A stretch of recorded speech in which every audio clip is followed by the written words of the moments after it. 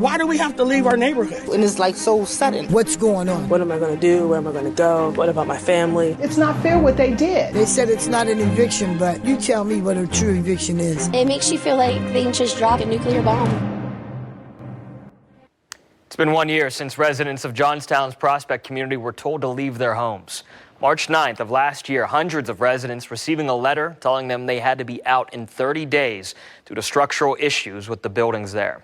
Tonight, questions still remain when those impacted can return home. We'll be discussing the community's future, but first we take a look back at when it all started.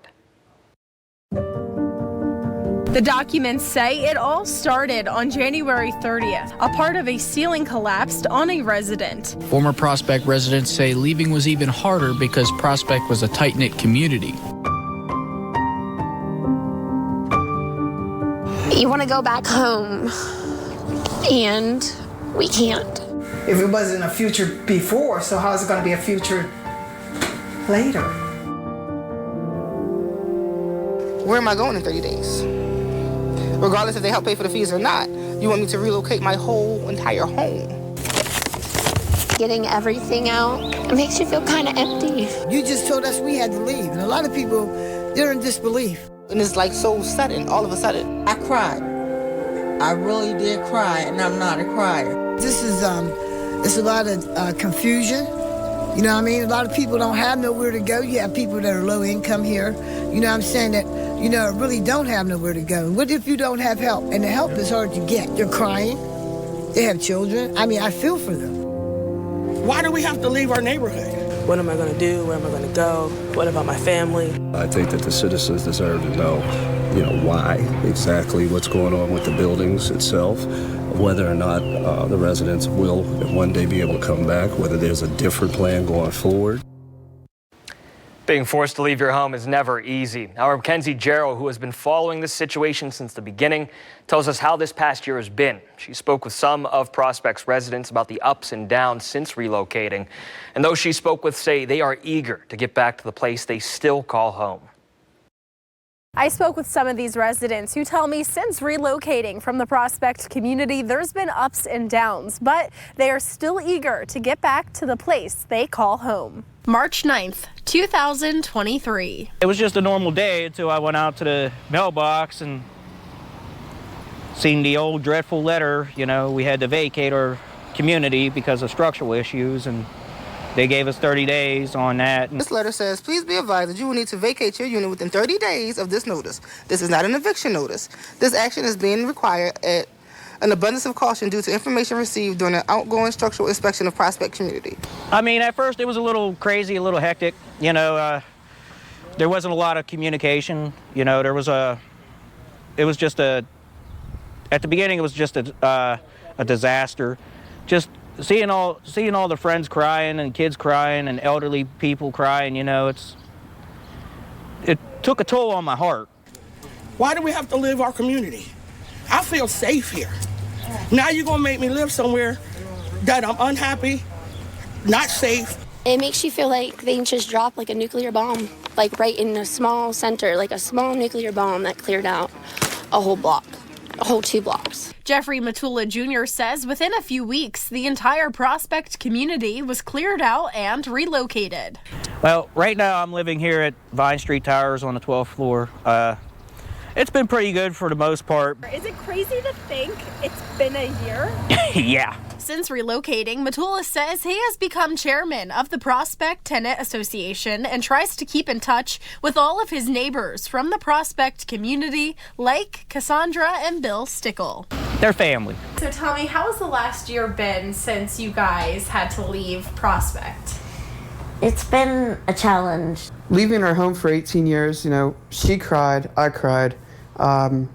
I even took an extra hour up at Prospect just when it was all empty, and I'm just like in disbelief, The Stickles say they were originally supposed to relocate to an apartment in Connor Towers, but it wasn't accessible to them. I have spina bifida, plus a million other things. I was born with it, so I have no feeling from the hips down. The Stickles needed a wheelchair-accessible apartment and got one thanks to a generous 6 News viewer. She just gave up the apartment she had for us because she saw the story. When I found out on Wednesday of last week that exactly what happened and how the unit all of a sudden become available, I bursted out in tears. I was very, very thankful for the person to give up their home like that, for my wife to be more independent. For the past year, the Stickles have resided on the 13th floor of Vine Street Towers, but they say it's not home. It's an apartment. It's an apartment. This is the apartment. You know, home is still up there. We always claim our address up there still is home. You know, we got everything switched over to this place, but you know, it's not home. We just miss everything about Prospect, and living here for going on a year, we're going to be excited to go back. Reporting for 6 News, I'm Mackenzie Jarrell. We're hoping for the overall beauty of Prospect. Now, digging into the history of the Prospect community, this footage we found in our 6 News archives from the 70s. The general construction contract to originally build the housing community was signed in May of 1942, paying the contractor about $350,000 for the work. According to the Johnstown Housing Authority, there's only records of 2 families moving in as construction finished in 1943. They say both of those families lived in the community for nearly 50 years. Other early residents on record were admitted in the 1960s and 70s, but official records begin in the mid-80s. Since then, over 1,400 families and a total of about 2,800 people have called Prospect home, according to the Housing Authority. They say on average, residents stay in the community for about 3 years. Over 200 residents were living at Prospect a year ago. Now, after the break, join us for a live discussion with a Johnstown housing official and a Prospect tenant as we reflect on the past year and talk about the community's future. Thanks for staying with us as we continue our discussion about the situation at Prospect Homes in Johnstown. I'm joined now by Mike Alberts, the Executive Director of the Johnstown Housing Authority, and Jeff Matula Jr., who you saw earlier in some of our stories. He's with the Prospect Home Tenants Association. Gentlemen, thank you for joining us this evening. It's hard to think that it's been a year since this situation started a year ago. Just in the past break, we talked about what led to the situation we're in. Mike, if you wouldn't mind starting with, where are we now with construction and the current situation with Prospect Homes? Sure. Construction began on February 12th. That was the official start date in the contracts, and the contractors hit the ground running. There was no real lag in setup time bringing equipment in. They were inside units on day one doing demo. So we have work going throughout the community. All 3 contractors, general, electrical, plumbing, they're doing demo in all the units and starting roof work on the other end of the community. Jeff, how does it feel to hear that this is what's currently being done to what you and many still call home?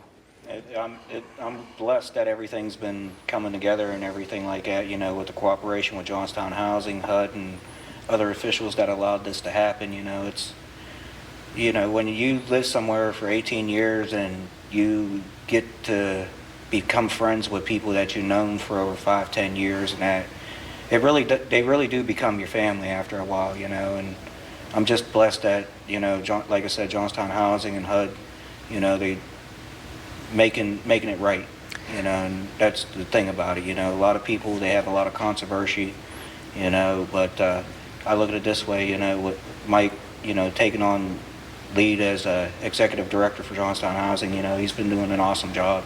You know, he's been keeping us updated with meetings and, you know, sitting down, having conversations and that, and it's a blessing. It really is. So the way you just talked about Prospect and how what it means to you, is it safe to say you want to return to the Prospect community? Yes. I'm going to be the first one to pack up and be waiting on that truck. Good. Mike, can you walk us through what came to the decision a year ago whenever you realized you had to do something? Sure. We started with an unfortunate situation where part of a ceiling fell and actually hit a resident. And you know, normally when a ceiling falls, there's a reason. There's an obvious leak. There's something that you can see, and this wasn't the case. So we procured a structural inspection, tried to find out what happened here, and was this a complete fluke, or was this the first domino to fall? And based on the results, preliminary results of that structural inspection, that said that all the ceilings were most likely destined for collapse, made the very difficult decision to vacate the families and make sure everybody got relocated safely. We knew that we could move 100 families faster than we could fix ceilings in 100 apartments. It was very, very tough. Jeff, can you talk about what it was like whenever you found that you got the notification? It was in the mail, correct? Yeah, it was March 20th. Went out to the mailbox, thinking it was a normal day. And you got to open up the letter and you see that you're asked to be vacated from the property due to structural issues, kind of yanked on my heart a little bit. And then, when you see friends that you like I said, friends packing up and one truck after another rolling out, not knowing, the possibility, are we going to see each other again? It was kind of rough. It's about humanity at the end of the day, and I'm like I said, I'm truly blessed that stuff's falling back into place and it's working out. Mike, whenever those letters went out, that was going to be hard news for residents no matter how they received it. Looking back on it now, especially with a lot of the emotional interviews we heard from residents, and I'm sure you even heard in private, would you change how you alerted residents knowing what you know now? It's hard to think of what could have gone better. Some of the communication at first was tough. I tried to get ahead of the situation and contacted local social service agencies, the school district, and gave them a heads up, and that kind of got out before our letters got delivered, and that kind of made things a lot worse. Then, of course, at the beginning, there were a lot of idle no's. We didn't know if the structures were going to be able to be repaired. If they could, we didn't know if we'd be able to afford it. There was just a lot of weeks and then in months of I don't know, and I don't want to try to make promises that I had to end up going back on. So it was very difficult, but I think for the most part, making the decisions and working with the residents as we did, I think our team pulled it together and it did the best we could in a bad situation. What would you say was your biggest challenge throughout all of this? It's trying to find the right solution for everybody. This was 100 families and there was no one-size-fits-all solution. There's single individuals, there's families with children, elderly, residents with disabilities. Everybody needed something different. And we didn't have 100 vacant apartments to move everybody to. So it was trying to find as much as we could as fast as possible and reaching out to partners and asking residents, if you have the ability to find something on your own, please do, because we don't have enough for everybody ourselves to fix it internally. Mm-hmm. Jeff, do me a favor, talk about that relocation process. I don't think anybody enjoys moving, especially under the circumstances you were all in. I mean, it's different whenever you have a choice to move, but when you're put in a predicament where, you got to pick up your belongings and everything and, and move against your own will, it's kind of rough, but I'm just blessed that the Johnstown Housing Authority, they did house the residents and, members and that, and, they held up their end, they gave us a roof over our head, but nothing can take away the feeling of being home. Yeah. Yeah, home is home. Like you said, you still want to be there. I know you've spoken a lot for a lot of the residents. What's some of the things that they've been saying to you, especially more recently, knowing that work is being done? Oh, they're ecstatic. There's a couple of them that says, they need to get another contractor on it to speed up the process. But I tell them all the time, just be patient, the communication lines are open, the updates we get faithfully, and they're working with us, they're not the enemies no more. At first it was kind of crazy because everybody had their own feelings about the situation and that, and, it's the idea of now of, they're our partners, they're our form of communication now, they're on the same page with us.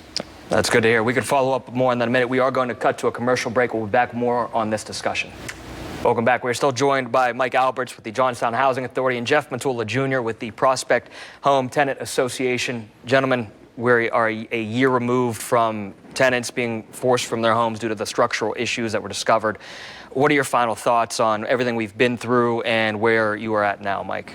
I'm happy where we're at now and that we were able to do our desired option to repair the units and eventually invite everybody back and didn't have to pursue more significant redevelopment.